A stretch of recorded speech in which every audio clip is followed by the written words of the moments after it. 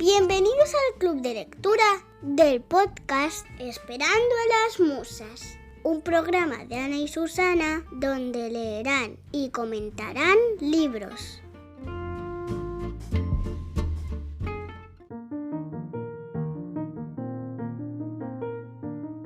Hola Susana. Hola Ana. ¿Qué tal? ¿Cuánto tiempo? ¿Cómo estás? Qué alegría escucharte, por fin. Sí, recibí todas tus postales. Bueno, gracias Claudia, que la he escuchado al principio. Qué alegría volver a escucharla y volver al club de lectura. Eso es, un nuevo episodio de Club de Lectura y te he dicho qué alegría escucharte. No, escucharte te escucho mucho. Qué alegría hablar contigo. Sí, aquí estamos esperando a las musas. Vamos a hablar de un libro y un autor que está de máxima actualidad porque ha fallecido recientemente, Carlos Ruiz Zafón, y hemos leído en el mes de julio, en nuestro club de lectura, La sombra del viento. Fue publicado en 2001 por la editorial Planeta. ¿Has podido leerlo, acabarlo? Ay Ana, por favor, qué libro más maravilloso, pero tengo que decir que no me lo he terminado, ha sido como no puedo. Pero es maravilloso, a mí con Carlos Ruiz Zafón lo que me ha pasado es que es de estos autores que llevas escuchando toda la vida y que sabes que es un imprescindible, pero por el motivo que sea te relajas y dices, ya lo leeré. Y entonces estoy encantada de haberlo conocido en el club de lectura, en nuestro maravilloso club de lectura, pero bueno, la pena, pues eso, ¿no? Que haya sido tras su muerte, pero bueno. Bueno, sí, a mí me ha pasado lo mismo. Yo, igual que tú, tenía muchísimas ganas, siempre lo escuchas. De hecho, lo tenía en casa en la estantería. Y ¡Qué no fuerte! lo cogía nunca, no sé por qué. Es que, ¿verdad? Es que no sé, Sí. es como que te relajas. A mí me pasó con Julio Verne. No he leído mira. nada de él. Muy fuerte. Claro. Sí, que a lo mejor lo tiene en la estantería incluso y es que no sé por qué, pero bueno, llega siempre el momento para el libro. Eso es. Y bueno, creo que La sombra del viento nos puede servir de excusa para hablar de la importancia del inicio en una novela. Total. ¿Qué te parece? Me parece, Ana, por supuesto. Este libro lo consideramos uno de los imprescindibles, por eso está en el club de lectura. Y si te parece, Ana, vamos a ver juntas hoy en este episodio pues de qué va el libro, su argumento. Bueno, vamos a intentar desentrañarlo, ¿no? ¿Cómo se diría, Ana? Sí, desmenuzarlo un poquito, ¿no? Para ver por qué es imprescindible. Pues vamos a ver los antecedentes. ¿Por qué, Ana? Cuéntanos un poquito su universo literario.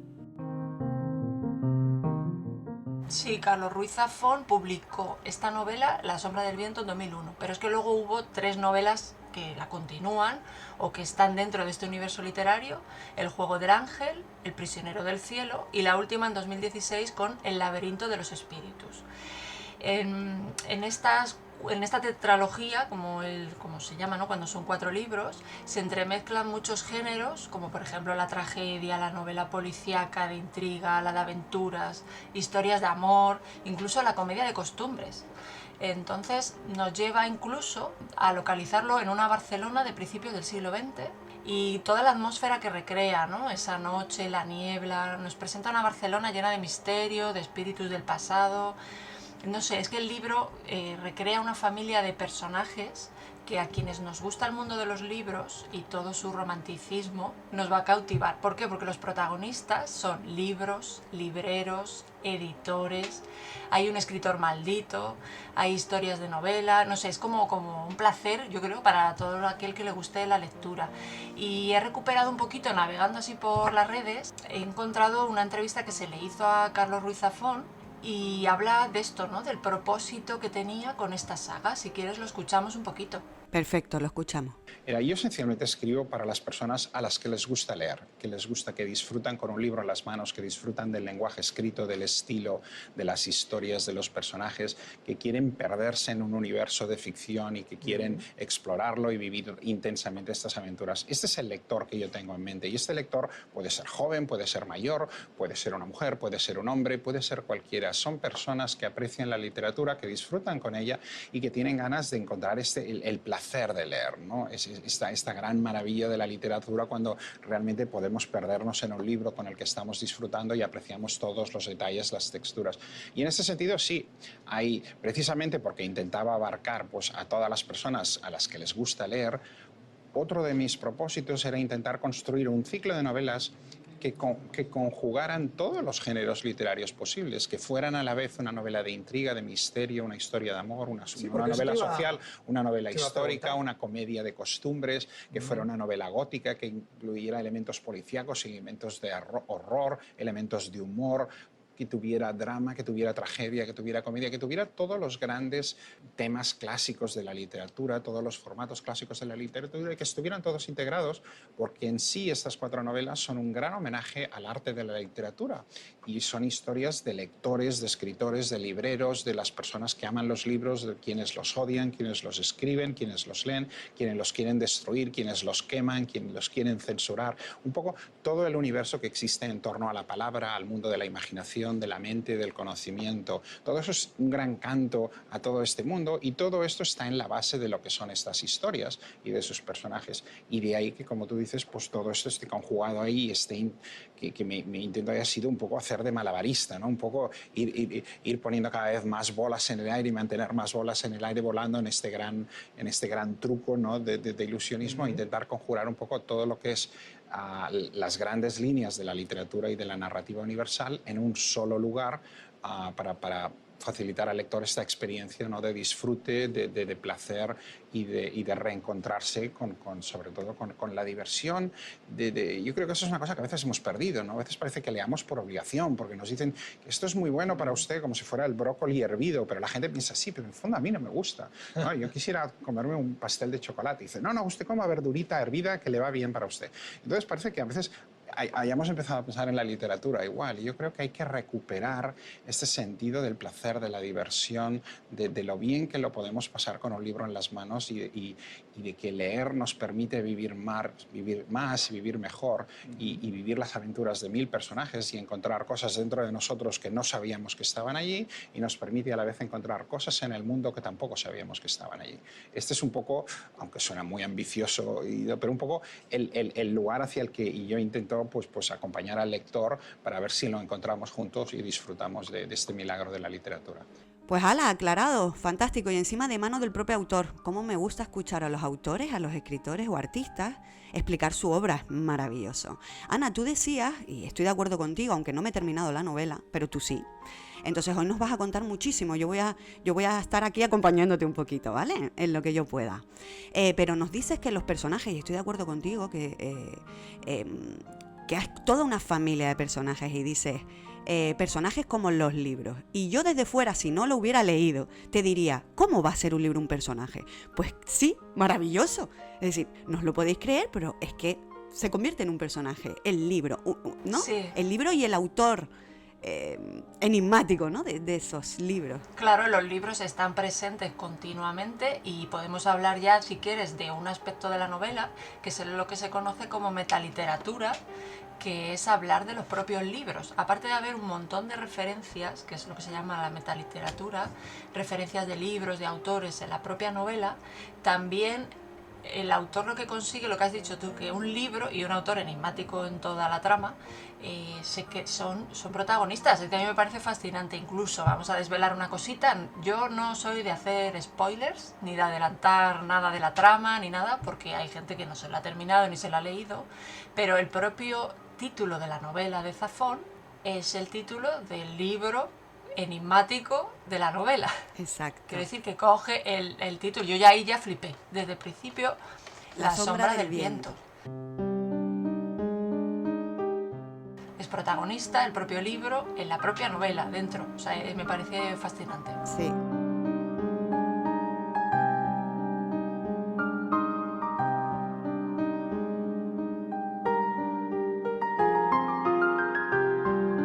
Bueno, a grandes rasgos, metaliteratura sería hablar de la literatura dentro de un libro, ¿no? Yo hablo de libros dentro de un libro. Y podríamos ir más allá, como ese juego de espejos que no acaban nunca, ¿no? ¿Has visto esa fotografía donde hay un espejo y se ve al fotógrafo, y dentro del espejo se ve al fotógrafo, y dentro, como hacia un infinito? Es como el retrato dentro del retrato dentro del retrato. ¿Sabes de lo que te hablo? Sí, lo hacían pintores, Velázquez con las meninas. Es alucinante, sí.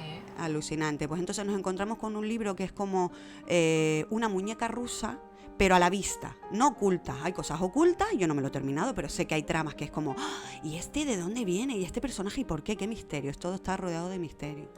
Bueno, y como hablamos de misterio, Ana, para mí, no sé, a lo mejor te va a parecer una chiflada, pero te estoy hablando de cuando empecé con él. Ese ambiente, esa atmósfera, cuando yo empecé a leer La sombra del viento, me recordó al estilo que tienen otros autores, y a mí me llevó mucho al realismo mágico que tiene, por ejemplo, Michael Ende. No he leído a Michael Ende, pero no lo había pensado. A ver, es un realismo mágico en el sentido de que te están contando algo que sabes que es ficción, pero podría ser realidad. Pero hay cosas de repente que no podrían ser reales, ¿no? O que pues por ejemplo, como Momo, ¿no? Es decir, me invento unos personajes que físicamente pueden ser reales, como esos hombres grises, ¿no? Pero que luego fuman unos cigarrillos. Y entonces me pasa lo mismo con Carlos Ruiz Zafón en La sombra del viento, que es que genera una atmósfera, un ambiente que podría ser real, pero tú sabes que no, que es mágico. Sí. Es puramente mágico, es como fantástico, y te lleva por unos lugares tan maravillosos. Sí, la verdad, tal como lo describes, desde luego. La atmósfera, desde luego que hay que reconocerle que la crea con gran expectación. Vamos, yo me comía las páginas, sobre todo al final, ya que quieres saber el final de la novela. Y sí, te doy la razón y estupendo. Sí, es magistral.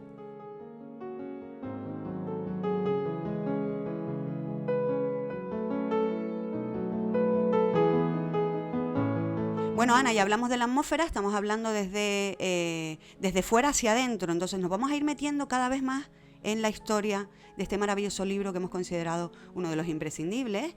Y bueno, como damos pinceladas, ¿qué te parece si hablamos del argumento? Vamos a internarnos un poquito más. Pues te gustará la historia, seguro, porque es un cuento sobre un niño de 10 años que se llama Daniel Sempere, y su padre le enseña un lugar misterioso, que es el cementerio de los libros olvidados, donde consigue una copia de un libro de un autor que parece haber desaparecido de la faz de la tierra.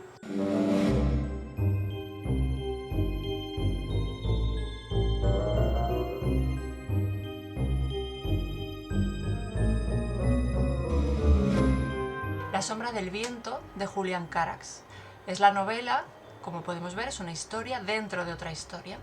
Las vidas de Daniel y Julián durante toda la novela son paralelas, y Daniel comienza a admirar muchísimo a Julián Carax y lo llevará a lugares y a personas que nunca hubiera tenido el placer de experimentar.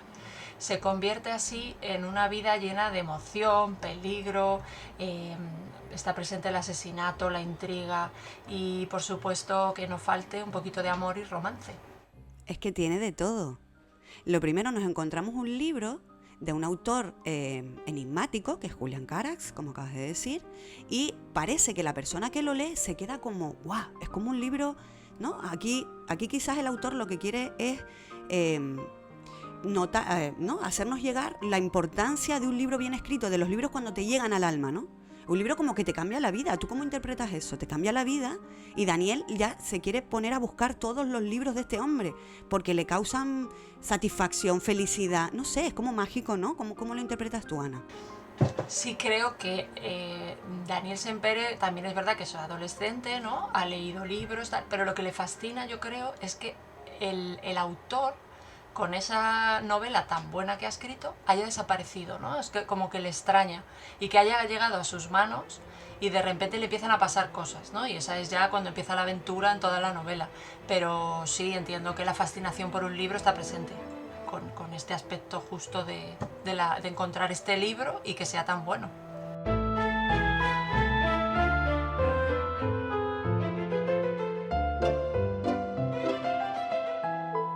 Claro, y en esa fascinación de adolescente se le descubre una historia de intrigas, y él hace como a modo de espía, ¿verdad? Y luego tiene sus ayudantes, que son otros personajes. Sí, de espía, detective, sí, así va. ¿A que sí? Sí. Eso de detective, perdón, de espía no, de detective. Sí, eso. de detective, y va pues intentando averiguar por qué ese autor enigmático desconocido, o por qué, porque bueno, podemos ir desentrañar un poquito la trama, desaparecen los libros de Julián Carax porque los queman. Entonces, a ver, si nos ponemos desde el punto de vista de los amantes de la lectura, que quemen los libros, vamos, ya es muy fuerte. Ya nos pasó con el libro de Fahrenheit 451. Exacto, de Ray Bradbury, sí señor. Claro, donde que la novela va sobre que hay bomberos que se dedican a apagar cuando queman libros, ¿no? O sea, es como...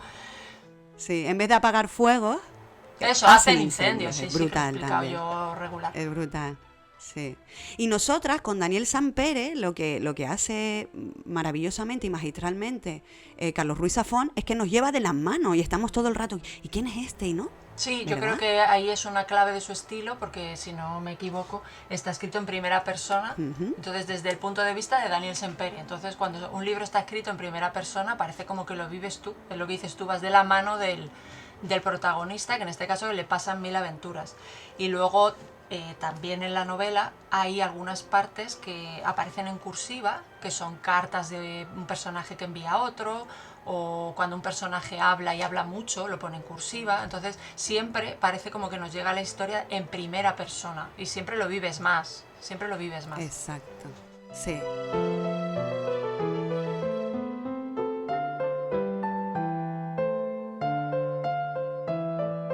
Pues sí, Ana, nos gustará la historia, nos está gustando. A los que no habéis llegado a este libro, os lo recomendamos.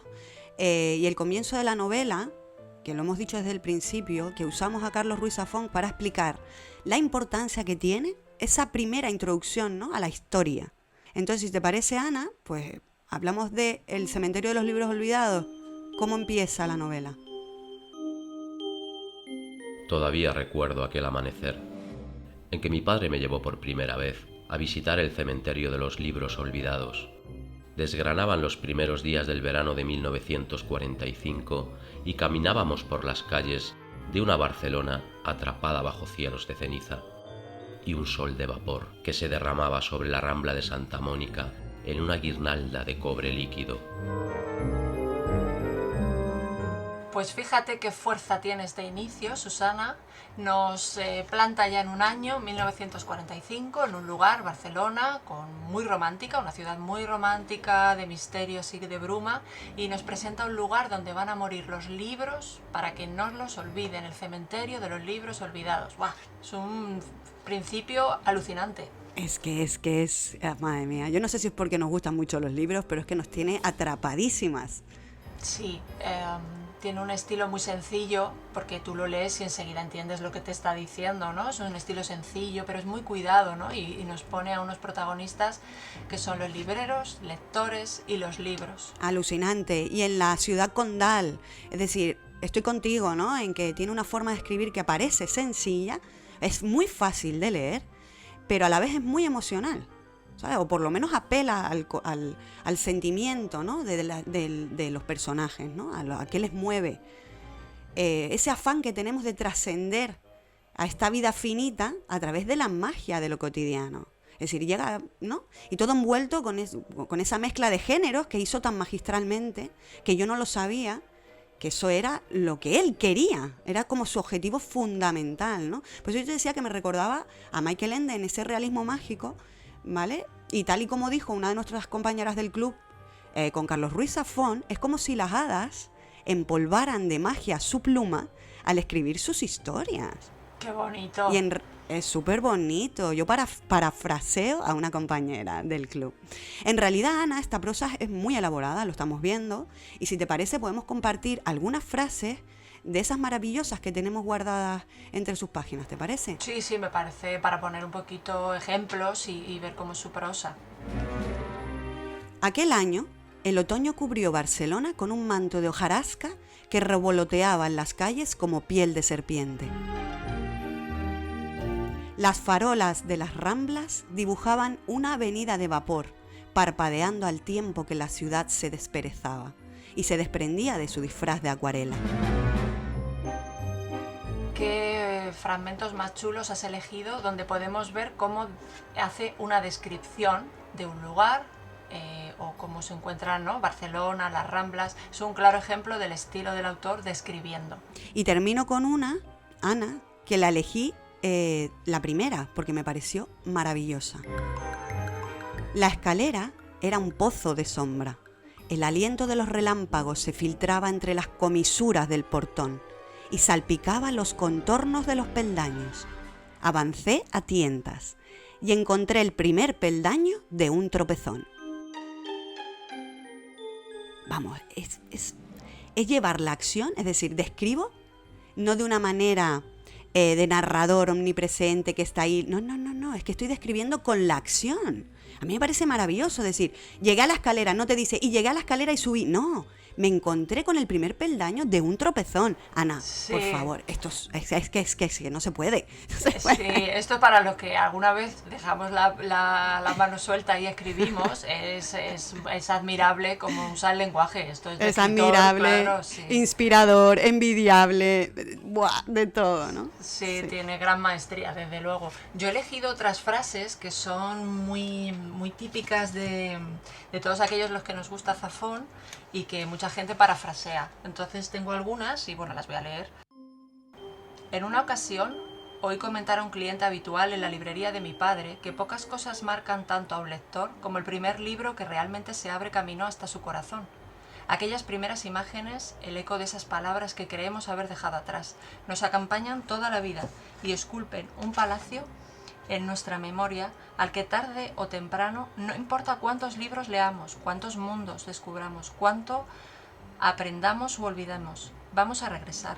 Para mí esas páginas embrujadas siempre serán las que encontré entre los pasillos del cementerio de los libros olvidados. Ahí está, Ana, ahí está descrito por el propio autor. El amor por los libros, la magia, dice embrujado. Sí. Fíjate, ¿no? Como una comunión entre el lector y el escritor. Sí, es que le fascinaba a él leer y está claro que lo hace por el amor a los libros, claro. Es que sí, es que lo ha explicado antes. Lo ha hemos explicado escuchado antes, el audio, sí, lo ha sí, explicado sí. antes. Estamos todo el rato hablando lo mismo por la fascinación y he dicho una comunión entre el lector y el escritor y no es así.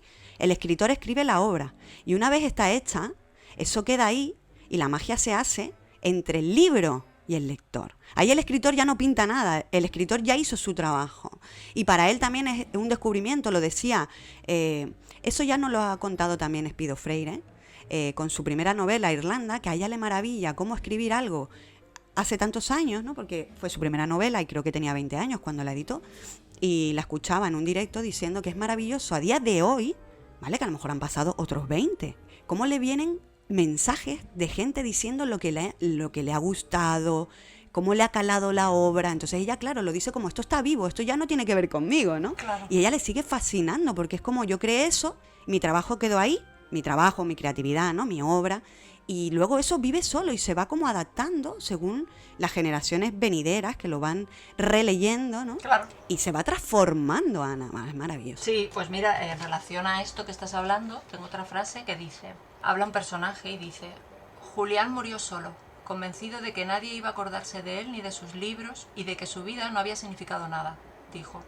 A él le hubiera gustado saber que alguien le quería mantener vivo, que le recordaba. Él solía decir que existimos mientras alguien nos recuerda. Y eso es trascender a nuestra vida finita, que lo dije al principio, y normalmente los artistas, una de sus primeras motivaciones es existencial, y es yo no me puedo creer que yo me vaya a morir, adoro la vida, y dejo mi obra para, de alguna manera, ser inmortal. Sí, eso es de lo que estábamos hablando, efectivamente. Te leo alguna más, una muy cortita. Porfi, Sí. podríamos estar todo el episodio. Esta frase es cuando Julián Carax conoce a Jorge Aldaya de manos de su padre, ¿no? Entonces están juntos, les presentan, están en la casa de los Aldaya y dice, ¿es verdad que no has leído ninguno de estos libros? Los libros son aburridos. Los libros son espejos, solo se ve en ellos lo que uno ya lleva dentro, replicó Julián. ¡Wow! Claro, es que el propio Julián es misterioso, pero imagínate qué obra escribió Julián Carax, que hablábamos antes, qué fascinación por Julián Carax en toda la novela, y es porque decía frases como esta. No existe, ¿no? Esa obra. ¿No llegó a escribir Zafón, La sombra del viento de Julián Carax? No, ahí está la fascinación que... Sería la bomba, claro, imagínate, que es... Pero se perdería la magia, es mejor, Claro, ¿no? Como con que tú te lo claro, imagines. sí, yo creo que todos los lectores de esta novela nos lo hemos preguntado. Y bueno, la última que tengo, así señalada, porque tengo muchas, si veis mi libro está todo con anotaciones. Hay personas que se recuerdan y otras que se sueñan. Para mí, Nuria Montfort tenía la consistencia y la credibilidad de un espejismo.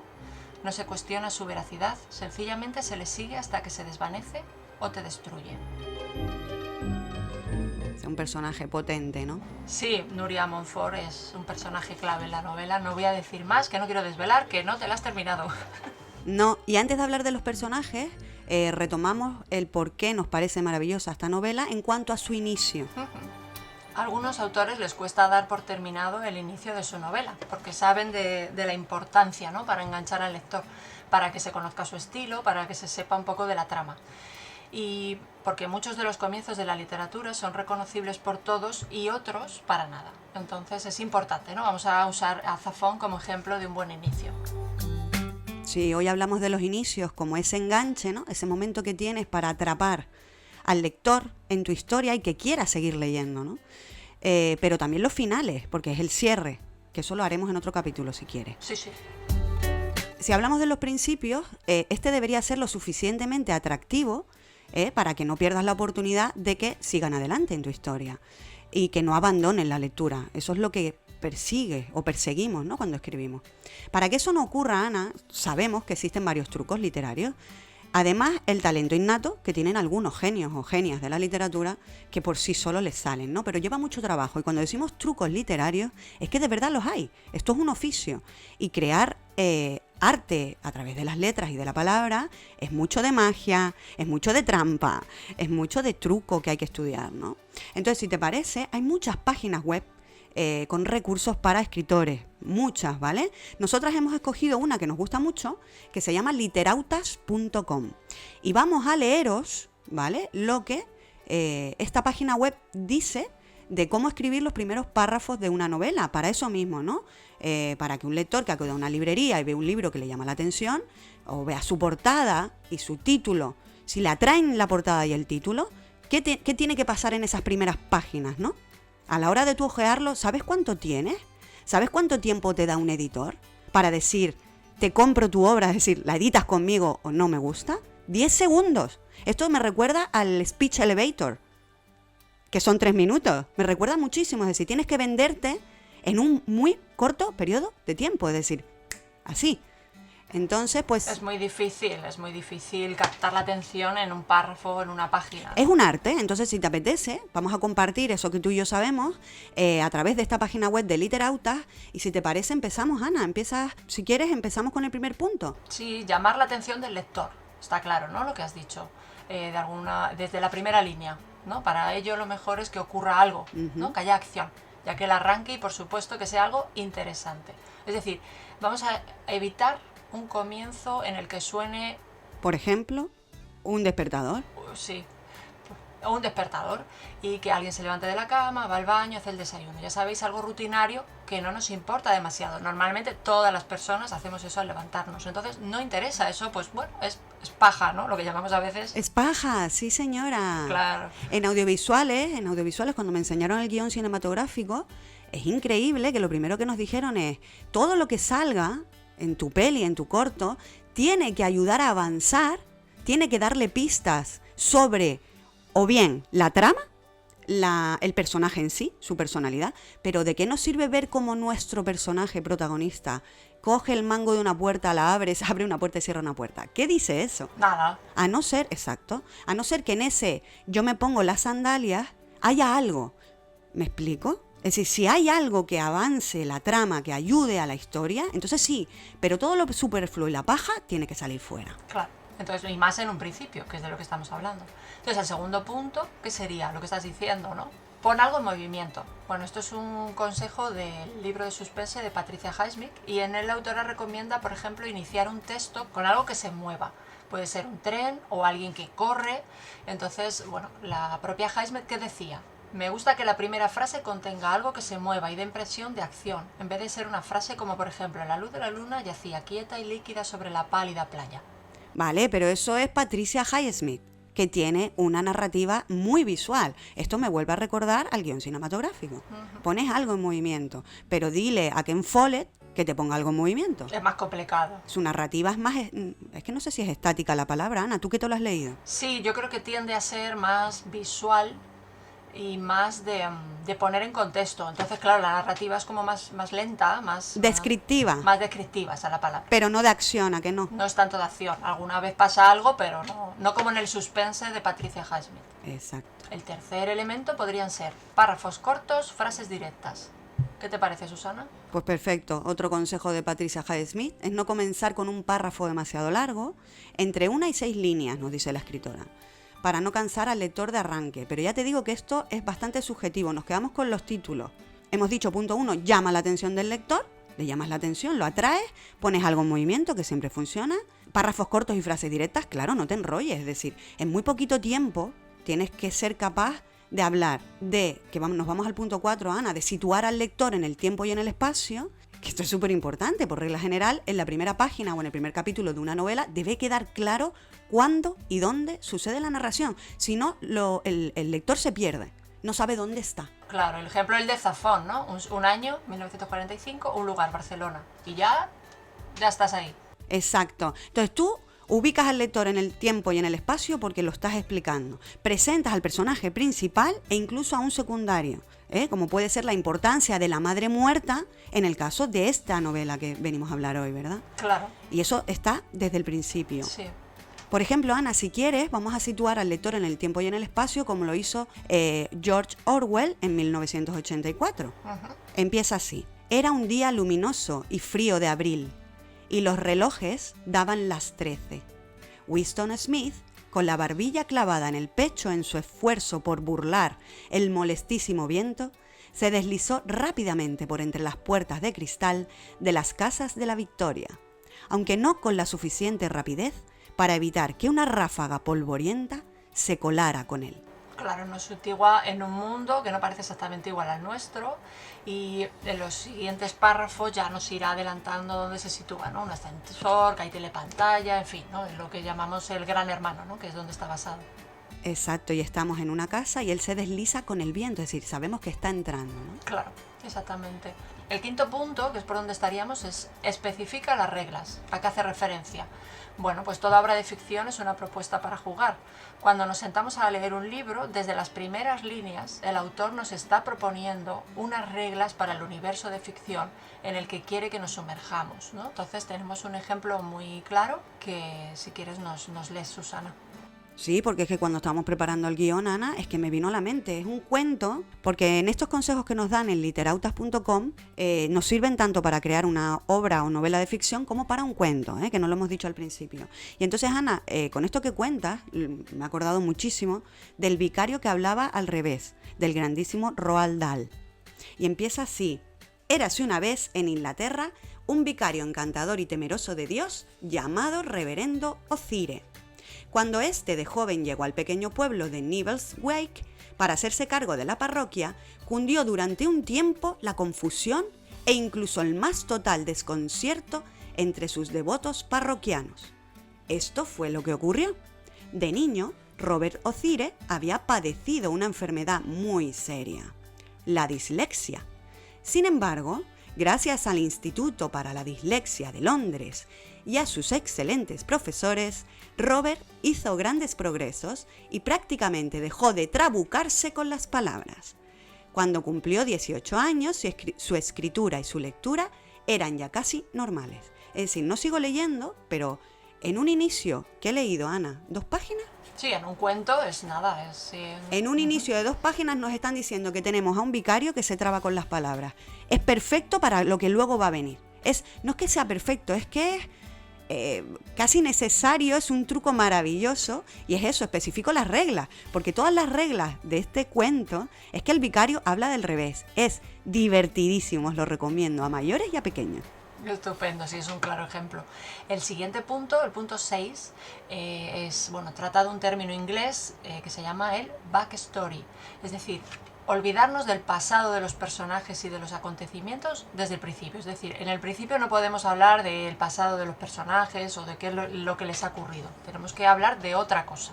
Es decir, que aquí no hacemos elipsis, ni nos vamos a especificar qué pasado tuvo el personaje, no es el momento para enrollarse, es el momento para captar la atención del espectador. Exactamente. Y el último punto que nos comenta Literautas es fíjate en los mejores. Es decir, una de las principales reglas para mejorar la escritura es leer mucho.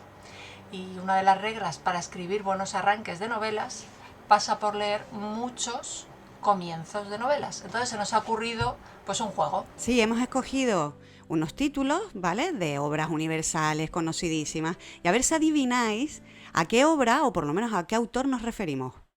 En un lugar de la Mancha, de cuyo nombre no quiero acordarme, no ha mucho tiempo que vivía un hidalgo de los de lanza en astillero, adarga antigua, rocín flaco y galgo corredor. Este es el mejor ejemplo, Ana, de que aunque no te hayas leído una novela, sabes perfectamente a qué libro nos referimos. Claro. Sí, este es fácil. Don Quijote de la Mancha, de Miguel de Cervantes. Bueno, vamos a empezar por uno facilito. Continuamos. Estás a punto de empezar a leer la nueva novela de Ítalo Calvino, Si una noche de invierno, un viajero. Relájate, concéntrate, aleja de ti cualquier otra idea. Deja que el mundo que te rodea se esfume en lo indistinto. La puerta, mejor cerrarla. Al otro lado siempre está la televisión encendida. Qué maravilla, ¿no? De comienzo. No he leído a este autor, no he leído esta novela. Es un comienzo donde te invita a la lectura. Sí. Y donde directamente en el comienzo te da el título y el autor. Es raro, ¿no? Este comienzo. Es muy potente. Rompe la cuarta pared y habla directamente contigo. Se va de la magia y te dice, yo, escritor, voy a escribir, así que deja todo lo que estás haciendo, cierra la puerta y se posiciona. Porque al otro lado siempre habrá una tele encendida. Me maravilla Ítalo Calvino. Este no lo había leído, pero sí que he leído otras cositas de él. Lolita, luz de mi vida, fuego de mis entrañas, pecado mío, alma mía, Lolita. La punta de la lengua emprende un viaje de 3 pasos, paladar abajo, hasta apoyarse en el tercero, en el borde de los dientes. Lolita. Es brutal, es sexy, sensual, juega con la forma en la que la lengua pronuncia el nombre de la protagonista, que al mismo tiempo es el nombre de la novela. Lolita, de Vladimir Nabokov. Muchos años después, frente al pelotón de fusilamiento, el coronel Aureliano Buendía había de recordar aquella tarde remota en que su padre lo llevó a conocer el hielo. Me encanta este comienzo de novela, no la he leído, pero solamente escuchar el nombre del protagonista o de uno de los personajes, creo que es Gabriel García Márquez, ¿no? La novela. 100 años de soledad, sí señora. Sí, este es un comienzo muy clásico para hablar de los comienzos de la literatura, es que es maravilloso. La heroica ciudad dormía la siesta, el viento sur, caliente y perezoso, empujaba las nubes blanquecinas que se rasgaban al correr hacia el norte. Ni idea. Bueno, aquellos que amen la literatura española, La Regenta, de Leopoldo Alas Clarín. ¡Qué fuerte! ¿Lo habéis adivinado? Sí. Pero sí me lo he leído. Claro, yo también me lo he leído. ¿He dicho que no? No. No. Fíjate, es un ejemplo de estos, a lo mejor no marca tanto este comienzo, ni es tan, pero sí que hace varios recursos de lo que hemos hablado antes. Te posiciona y te describe, ¿no? Te sitúa en un espacio y en un tiempo. Pero no dice mucho más. Habría que ver que esto es solo 2 frases, ¿vale? Habría que ver toda la introducción de La Regenta. Era el mejor de los tiempos, era el peor de los tiempos, la edad de la sabiduría y también de la locura, la época de las creencias y de la incredulidad, la era de la luz y de las tinieblas, la primavera de la esperanza y el invierno de la desesperación. El título es maravilloso con respecto a esta introducción. A ver. Esta es... No, es todo y es nada, es blanco y es negro, ¿verdad? Sí. Esa dicotomía, ¿no? No sé si lo van a adivinar. De Charles Dickens, Historia de 2 ciudades. Me lo voy a apuntar para leerme este libro, Ana, solo por el comienzo. ¿Te das cuenta? Claro, sí, no, es que yo lo tengo como imprescindible. Ah. Claro, está en mi lista, sí. Pero o sea, que guay, mira, lo propongo pronto. En mi primera infancia, mi padre me dio un consejo, que desde entonces no ha cesado de darme vueltas por la cabeza. Cada vez que te sientas inclinado a criticar a alguien, me dijo, ten presente que no todo el mundo ha tenido tus ventajas. ¡Guau! ¡Qué comienzo! Aquí ya sabemos que son de clase alta, Sí. ¿no? O por lo menos yo intuyo. Este sí que es un imprescindible mío, Ana, que todavía no he conseguido leer, pero lo tengo en mi biblioteca. Pues este es un imprescindible de la literatura, El Gran Gatsby, de Francis Scott Fitzgerald. No dejéis de leerlo, por favor. Apuntado queda. Cuando Gregorio Samsa se despertó una mañana, después de un sueño intranquilo, se encontró sobre su cama, convertido en un monstruoso insecto. Tan, tan, tan, tan. Sí, este comienzo yo creo que todos aquellos que hemos leído la novela ya sabemos cuál es, ¿no? ¡Guau! Gregorio Samsa, un monstruoso insecto, grandísimo. Sí, no se olvida nunca la metamorfosis de Frank Kafka. Una vez que te la lees, ya no se olvida nunca. Son de esos que se quedan contigo forever. Sí. Sí, ahora vamos por uno que me encanta y bueno, yo creo que es fácil, ¿no? Platero es pequeño, peludo, suave, tan blando por fuera que se diría todo de algodón, que no lleva huesos. Solo los espejos de azabache de sus ojos son duros, cual dos escarabajos de cristal negro. Era un poeta, era un gran poeta Juan Ramón Jiménez. Y esto es el inicio de Platero y yo. Para terminar el juego, Ana, tú y yo que hemos estudiado escritura creativa y que leemos sobre cómo escribir y hemos visto más de una vez cómo los inicios son importantes, yo no me he leído el siguiente libro, ¿vale? Pero su inicio es muy, muy famoso por la potencia que tiene. Las familias felices son todas iguales. Las infelices lo son cada una a su manera. Qué maravilla, qué brutal este comienzo de una novela que luego tiene casi 500 páginas, quiero recordar, y con una frase ya nos dice tanto, sobre todo si ya luego te la lees, porque es que es alucinante. Ya está, te mete en el universo así, ¡pum! Es una sentencia. Es lo que has dicho tú, una sentencia, especifica las reglas, es decir, nos mete en su universo directamente. Y además es así, yo te lo planteo y así, y por aquí vamos a ir, ¿no? ¡Bah, maravilloso! Ana Karenina, de León Tolstoy. Fantástico, otro imprescindible, ¿no? Sí, no hay que olvidarse nunca de Tolstoy. Y bueno, hasta aquí el juego de los comienzos. Creo que hemos hablado mucho de cómo comenzar una novela y dar unas poquitas pautas para escribir y también para cuando leamos fijarnos en los comienzos. Bueno, y seguimos avanzando con el episodio de hoy, con esta novela, con Carlos Ruiz Zafón, y ahora toca hablar de él, el autor. Vamos a escucharle. Bueno, pues mencionaba estos datos, imagino que a uno le da vértigo, ¿no? Cuando lo empiezan a comparar pues, con personajes de ese calibre. Estamos hablando de Cervantes, ¿no? Por ejemplo. Bueno, son comparaciones que se hacen un poco con, digamos, la frase es el escritor español más leído en el mundo después de Cervantes. Realmente tampoco sabemos, Cervantes, digamos que no tiene un track record en el mundo de la publicación o en la industria editorial moderna, por tanto tampoco sabemos exactamente cuántos lectores o cuántos libros de Cervantes se han leído, se han editado en la historia. Con lo cual, bueno, son cosas que se dicen, pues sí, probablemente es una estadística, es un hecho, pero tampoco es tan importante, ¿no? Uno puede ser pues, el más leído después o antes o a un lado o al otro, tanto da. Yo creo que la literatura no es una carrera de caballos, afortunadamente, y lo importante no es pues, si uno ha vendido más ejemplares o menos, o si pues, esto son circunstancias, pasan con cada escritor, tiene su propio caso, y en mi caso, desde luego, creo que no es lo importante o no es lo que guía mi carrera. Carlos, hablemos ahora ya, eso sí, de tu obra, ¿no?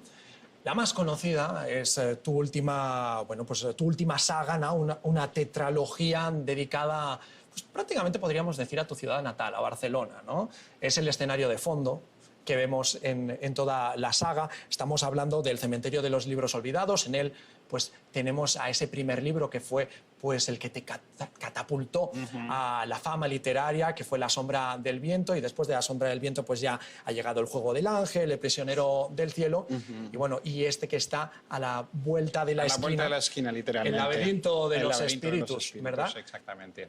Bueno, este es un proyecto en el que empecé a trabajar hace ya 15 años prácticamente, la saga del Cementerio de los Libros Olvidados, y era un poco un momento en que quise replantear mi carrera. Yo había empezado mi carrera como escritor escribiendo novelas para jóvenes, sobre todo, y también trabajando como guionista. Pero yo recuerdo que mi primera novela publicada es un libro llamado El Príncipe de la Niebla, publicado ya en los años 90 del siglo pasado, lo cual me pone ya una fecha de caducidad, ¿no? Como a los dinosaurios en los museos. Y yo seguí publicando en el mundo de la literatura juvenil también porque yo creo que en parte me servía un poco de aprendizaje, me servía un poco para ir encontrando el oficio y también pues porque tuve la buena fortuna de tener éxito en ese campo y tenía pues encontrar muchos lectores. Pero llegué a un momento en que me tuve que replantear realmente quién quería ser como escritor y lo que quería hacer. Y empecé a trabajar en este proyecto de 4 novelas, un gran laberinto de historias en el cual pues encontráramos muchísimos personajes en diferentes momentos de sus vidas, etcétera, y que fuera un gran canto a la literatura, al arte de narrar historias, al lenguaje, a la palabra escrita.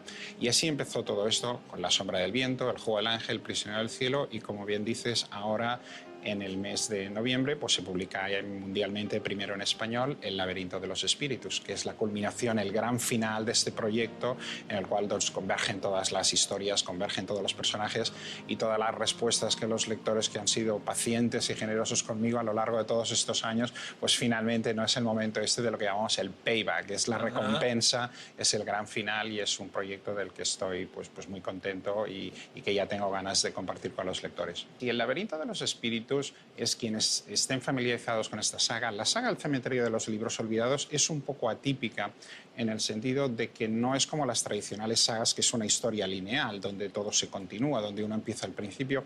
Mi idea siempre había sido el construir este gran laberinto de historias que tuviera 4 puertas de entradas. De tal modo que un lector podía leer cualquiera de estos libros en cualquier orden, adentrarse en este gran complejo lío de tramas, este nudo de tramas, conocer los personajes y, en función de qué ruta eligiera, su experiencia como lector, su experiencia de la historia, de la trama, de los personajes sería diferente. Entonces esto era como un puzzle que se iba recomponiendo constantemente a medida que leíamos. Uno lo podía leer en el orden de publicación, uno podía empezar en el libro número 3, luego ir al número 1, al número 2, como fuera.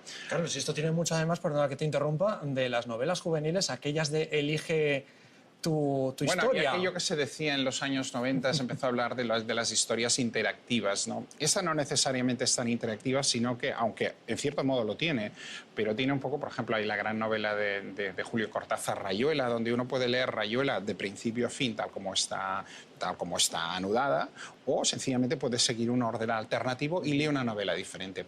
En este caso no es tanto eso, sino es el entrar en un mundo, en un universo complejo en el cual pues abarcamos décadas y abarcamos muchos personajes y muchas tramas y muchos subtramas, muchos enigmas, muchas aventuras desde diferentes ángulos. Y entonces nos damos cuenta de que la perspectiva de un personaje o lo que sabemos de un personaje en un punto determinado de la historia o en otro nos cambia nuestro modo de entender esta historia y hace que este gran rompecabezas constantemente se esté moviendo frente a nosotros, como si fuera un gran mecanismo de relojería que finalmente encaja y donde todas las piezas pues finalmente tienen sentido. La última novela, El laberinto de los espíritus, es donde esto sucede, es donde finalmente, digamos, todo encaja, todos los misterios se resuelven, todas aquellas incógnitas y todas aquellas preguntas que los lectores han ido planteando a lo largo de los años. ¿Qué pasaba con este personaje? ¿Por qué sucedía esto? Esto no me quedó muy claro. ¿Esto había sucedido? ¿Solo había sucedido en la imaginación de un personaje? Etcétera. Todo esto queda resuelto. Y no solo queda resuelto, sino que además el rompecabezas, este mecanismo, da un giro nuevo que nos aporta una dimensión nueva que no podíamos haber sospechado hasta ahora. Y entonces realmente llegamos al fondo de la intriga, al fondo del misterio y al fondo de la esencia de los personajes que nos han ido acompañando a lo largo de 15 años.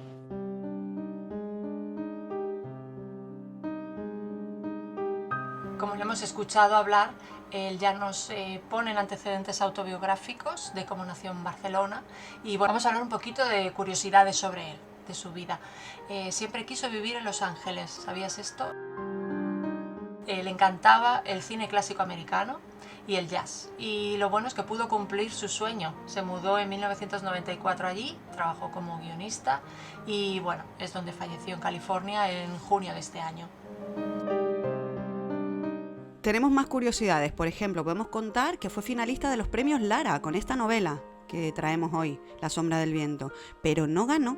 Aún así, fue tal la calidad literaria que la editorial Planeta decidió publicar su obra a pesar de no ser ganadora.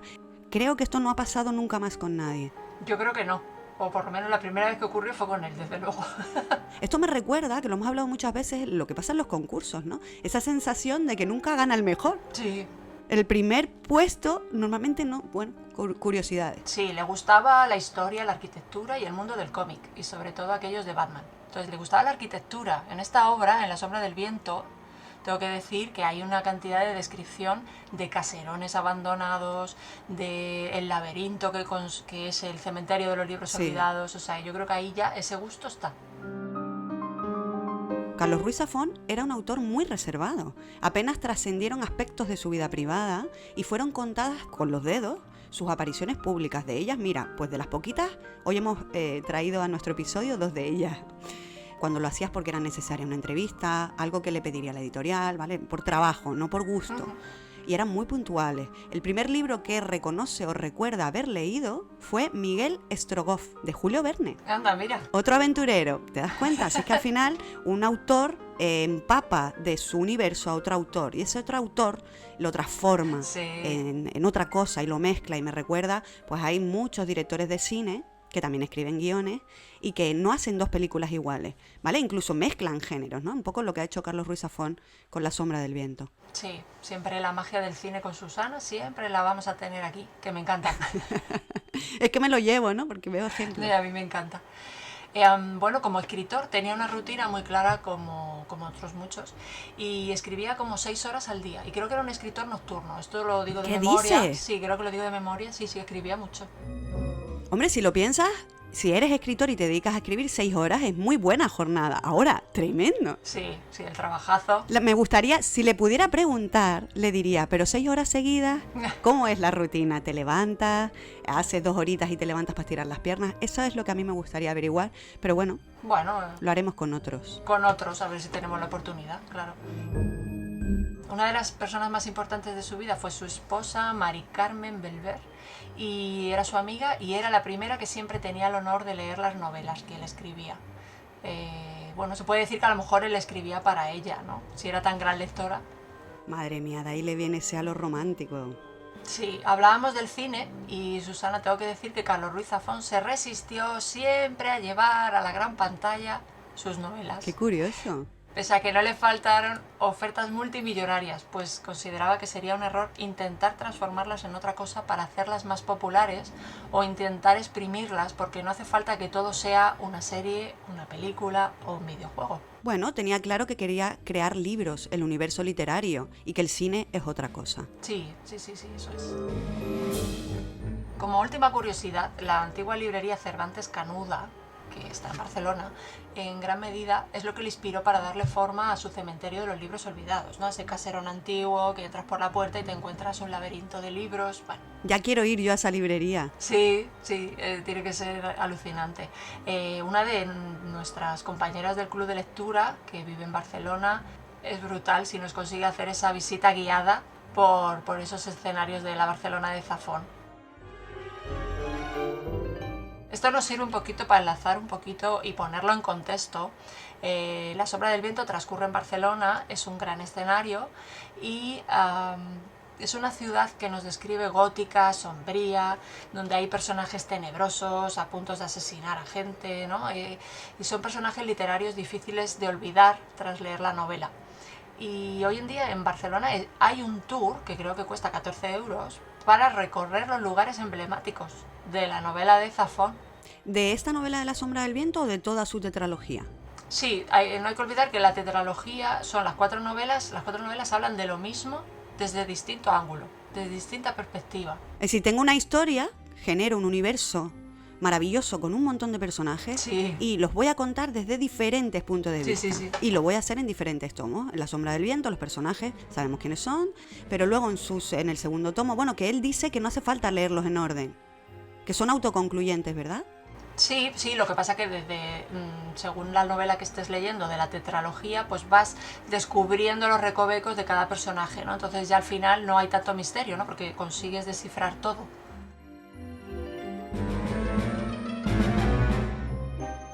Bueno, y si te parece que hablemos un poquito de los personajes, Sí, claro. para terminar. Sí. Ujú. Vamos a hablar de los personajes. El principal, ya lo hemos dicho, Daniel Sempere, es nuestro héroe. El héroe de la aventura, de la novela de detective, de la novela de misterio. En paralelo, vamos a seguir las aventuras de Julián Carax, que es otro de los personajes súper importantes de la novela, que es el escritor misterioso. Con estos dos personajes masculinos también descubrimos la historia de amor que tienen cada uno con una mujer. Julián Carax con su amada Penélope y Daniel Sempere con su amada Beatriz. Imprescindible seguir esta historia de romance para todos aquellos que nos guste la novela así de coqueteo y madre mía, me encanta, a mí me encanta porque es como que descubren el amor, a mí me encanta. Y bueno, es un paralelismo que está presente en toda la novela. Julián Carax, tengo que mencionar que yo lo veo como el antihéroe, ¿vale? ¿Por qué? Porque al principio parece como el héroe, ¿no? Y que porque está maldito, porque le persiguen, porque no lo voy a contar para aquellos que no lo habéis leído. Y además existe un paralelismo entre Julián Carax y una sombra misteriosa, que es la de Laín, que no voy a contar mucho más. Pero es que todos los personajes pululan alrededor de Daniel y todos son paralelismo, ¿no? Y es fascinante. Luego existe la amistad, y la amistad lo encarna Fermín Romero de Torres. Eso es, Fermín Romero. Este sería el amigo incondicional. El amigo incondicional que hace crecer a Daniel y mostrarle la vida desde otro punto de vista, ¿no? Tiene sentido del humor, es un buen investigador y también enemigo del enemigo por excelencia. Este sería el perfil del ayudante, ¿verdad? Cuando hablamos de los estereotipos o arquetipos de personaje. Sí, a mí me encanta, este personaje es de mis favoritos en la novela. Y luego tenemos, por otro lado, el policía corrupto, el típico de las series y películas de hoy en día, ¿no? Ese policía que se hace corrupto, que es el inspector Fumero. Sí. Y es el villano. Y luego presente, que ya lo hemos comentado, en toda la novela, son otros personajes que en un principio parece que no, pero que en algunas novelas sí ocurre, que son las casas, las librerías, los palacetes, los bares y cafeterías, todos los personajes que recurren a estos lugares para que les ocurran cosas y donde se enamoran, donde les persiguen, etc., ¿no? Y Barcelona incluso es un personaje de la novela.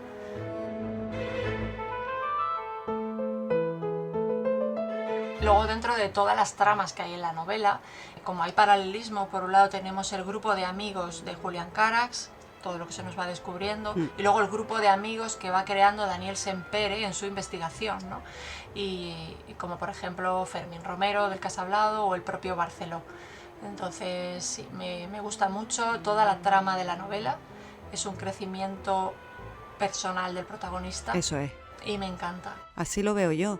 Somos testigos, ¿no?, de ese crecimiento personal del protagonista, sobre todo del protagonista, ¿vale? Le vemos evolucionar, crecer.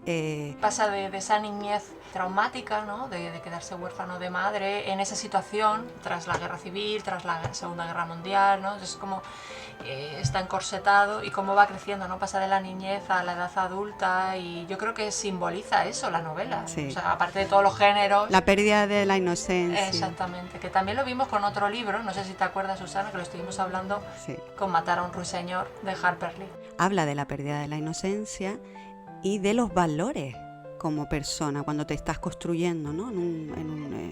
Y eliges un camino, ¿no? Y en tu devenir, a mí me parece que Daniel Sempere como héroe está muy bien perfilado, porque tiene unos valores, ¿verdad? Sí. Y una entereza y no sé, te dan ganas de conocerle, me parece un personaje muy completo. Sí, el padre hace mucho o sea, quiero decir, claro, los valores se los inculca el padre, la familia, y luego lo que dices tú, ¿no? Cómo va rompiendo todo eso que le han enseñado desde chiquitito, ¿no? Y cómo lo va viendo, porque la sociedad y el mundo no es tan niño, ¿no? Entonces te va rompiendo todos esos esquemas. En el padre los valores los vemos más, no estáticos, sino como que ya están afianzados, ¿no? El personaje del padre es fundamental, pero en él vemos cómo se van adquiriendo. Es como que está vivo, a eso me refiero. Tú acompañas al héroe y ves que cómo va superando esas pruebas, pues como si habláramos de una tragedia griega, ¿verdad? Donde el héroe, los dioses le ponen, él necesita llegar a un lugar, ¿no? Pues ganar la guerra, enamorar a su amada, le ponen un obstáculo, ¿no? Y eso es lo que le pasa a Daniel Sempere todo el tiempo, y nosotros somos testigos. Maravilloso. Por todo esto que hemos hablado, es La sombra del viento y todas las novelas posteriores, es un imprescindible de la literatura por su universo particular que hemos descrito aquí brevemente, pero yo creo que podemos ver y vislumbrar a qué novela nos estamos adentrando, y luego aparte todo el éxito cosechado, ¿no? Me gusta la idea que solo viva en la imaginación de cada uno de los lectores y que no haya película. O sea, esa parte a mí me encanta. Romántica. Sí, no, porque es cierto, es que creo que ahí está la imaginación de cada uno, pero yo creo que tenemos lo mismo, o sea, adentro si nos abriera la cabeza veríamos lo mismo. Yo poquito a poco creo que leeré el resto de novelas. No lo voy a leer inmediatamente porque no soy de leer las sagas así de seguido, no sé qué me pasa, pero tengo esta cosa. No sé si tú tienes una primera parte y enseguida te lees la segunda o no te... No, lo hablamos el otro día, Ana, y es verdad que quizás, como sabemos que hay tantos libros y tantos géneros, ¿verdad? Le damos como un descanso. Con el único que lo he hecho ha sido con Juan Gómez Jurado, pero en medio, como tardaba en sacar los otros, en medio me he leído otras cosas, con lo cual no leo una saga seguida. Claro, sí, a mí me pasa también un poco igual. Bueno, pues entonces puedo decir, yo que me he leído la novela hasta el final, que todas las expectativas que tenía con la novela se han cumplido. O sea, de hecho no podía dejar de leer. Si el propósito era que no podía dejar de leer, que quería saber más de Julián Cara, ¿qué le pasa? ¿Qué le pasa a Daniel? Por favor, no vayas, Daniel, a esa casa. Todo esto, el propósito conmigo como lectora lo ha conseguido. Ana, no me suele pasar. Estaba leyendo a Carlos Ruiz Zafón, ¿vale? Y hablaba en alto. Sí, ¿verdad? ¿Sabes? Mientras leía lo que tú acabas de decir, ¡ay, madre, pero qué te va a pasar! Así, no me acuerdo en qué momentos, ¿vale? Pero momentos como muy tensos, ¿no? Estaba tan metida en la historia que hablaba en alto, que eso de verdad no me suele pasar. El acto de lectura es un acto íntimo, es introspectivo, ¿no? Te sumerges en esas páginas del libro y ya está. No, aquí yo hacia afuera, ¿no? Me veía, ¡guau, increíble, en serio! O ¡guau, ¿qué va a pasar? Bueno. Claro, necesitas compartir la historia, ¿no? Porque te está pasando tanto. Yo me metí en esa Barcelona y acompañaba a Daniel y bueno, ha tenido mucho éxito, con lo cual entiendo que a muchos lectores le ha pasado.